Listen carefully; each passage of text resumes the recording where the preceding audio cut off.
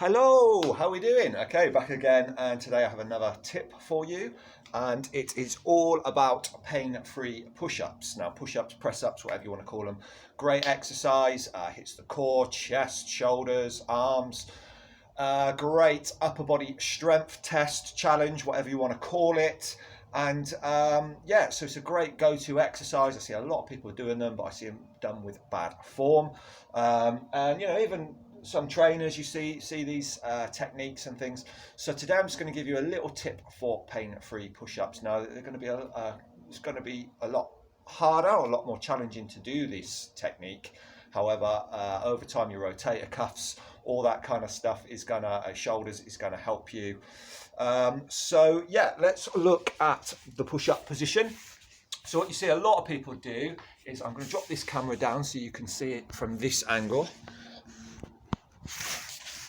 So the pain-free push-up. Now the first thing to think about is, as we spoke about previously, about your hand positioning. So as we know, all our tendons and ligaments meet there. So that is the strongest point of the hand. So that is where you want to be pushing and pressing from. So what we're going to do, what you see a lot of people do on these push-ups, they flare these elbows out. And straight away, you know, there's quite a lot of pressure on the shoulder. So from this angle, again, you can do push-ups on the knees. You see them driving them out. Now, ideally, you know, that puts a lot of pressure on your shoulders, rotator cuffs. So it's all about the angle or the degrees. You know, if you want to try and keep them in a little bit more, and that's going to feel a lot better on your shoulder than flaring them right out like that. Which is why I'm not even going to demonstrate that technique. Now, for the perfect pain-free push-up, again, if I'm looking to put the weight on these PowerPoints, what you'll find is, what we're looking to do is, when the weight's on those PowerPoints, you see how the elbow joint faces forward. Now, if I can keep that elbow joint facing forward, my elbows aren't flaring out into that angle, and that feels great on the rotator cuffs and shoulders. So there's the first option. Now, PowerPoints, pressure points on the hand, elbow joint facing forward. That feels great. As mentioned, it's a lot harder, a bit more challenging.